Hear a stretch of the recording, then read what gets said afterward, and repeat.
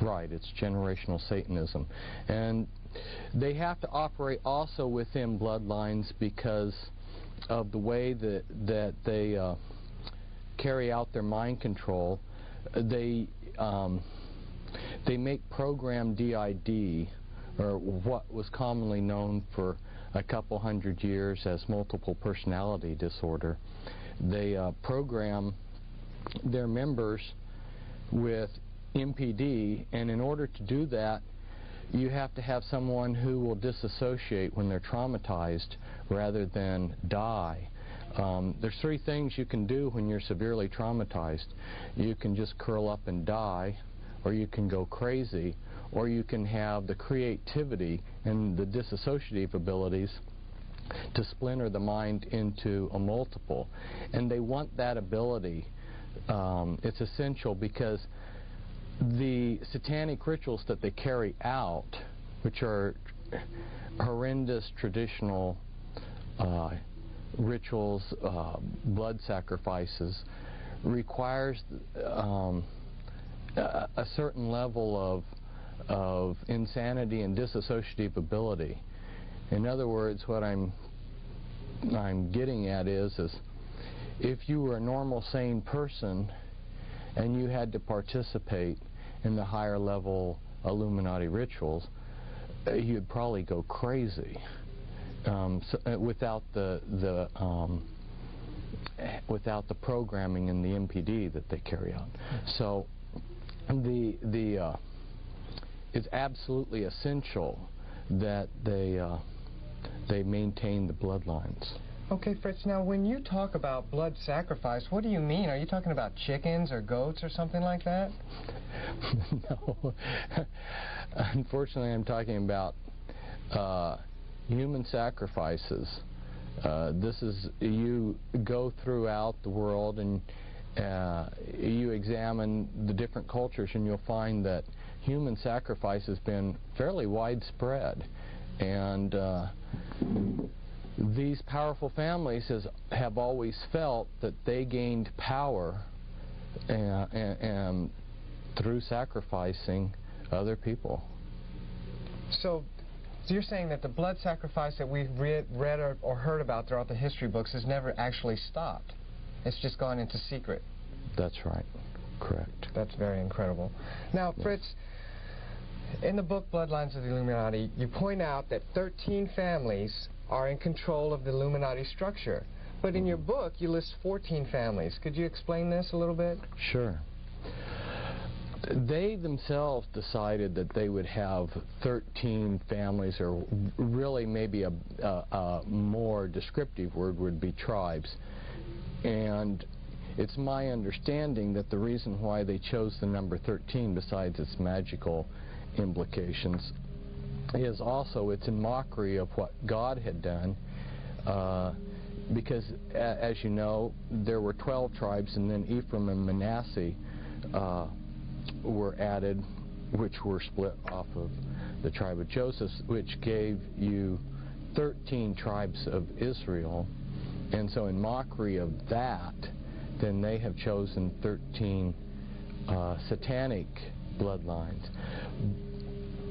But in working with people that were in the Illuminati and helping people get out of the Illuminati, I've gotten a fairly good handle on what last surnames they use.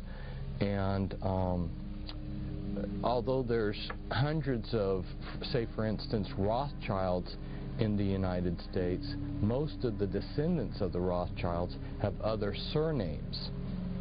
And so when I say bloodlines, that's more descriptive of families. And there are certain families within the entire context of the Illuminati that have become powerful in themselves, but aren't labeled by them as one of the top 13.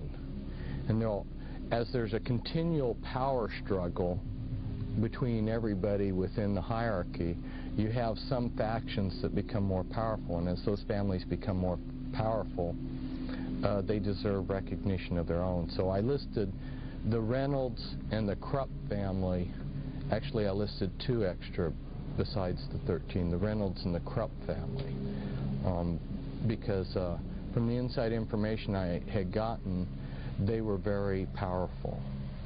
So what you're saying is that the families that are the top 13 families right now were not the top 13 families, say, of maybe 200 years ago, or even as far back as 1,000 years ago, that as these Illuminati families struggle for power within their own system, they replace some families with others and vice versa. Yeah, I believe that that process is ongoing. But I also believe that beyond just having the 13 families that they have listed as important or the top, they also, in a sense, recognize the power of other families. For instance, Bill Clinton has become very powerful in his own right. So, or the George Bush family.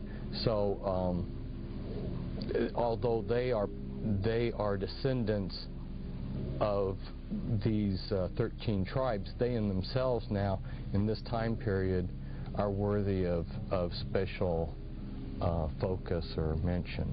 Okay, Fritz. Well, we talked a little bit about the Illuminati structure. Could you briefly explain how this structure is set up? Yes, it's a pyramid structure.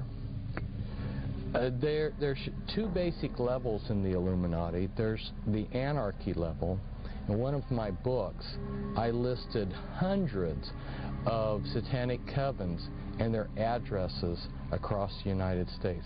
I mean, there were so many that I listed, numerous pages, that I haven't gone through and counted how many hundreds of addresses of different covens. And these are very eclectic, and besides these witchcraft covens, there's other lodge systems and other things also on the anarchy level.